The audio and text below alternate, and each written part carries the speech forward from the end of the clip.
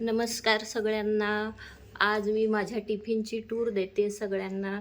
मी हे असे tiffin pack करते आणि ज्यांना जसे हवे असेल तसे कस्टमाइज पण करून मिळते टिफिन. ऑर्डरप्रमाणे ज्यांना स्प्राऊट सॅलेड हवं त्यांना ते देते. आज मी केले बटाट्याची भाजी, पालक पराठा, सॅलेड, डाळ भात. बऱ्याच जणांची क्वेरी होती, तुम्ही कसे बनवता, आम्हाला पण बघायचे कसं करता, ते आम्हाला पण दाखवा. त्यामुळे आज मी माझ्या टिफिनचा टूर देते तुम्हाला. धन्यवाद.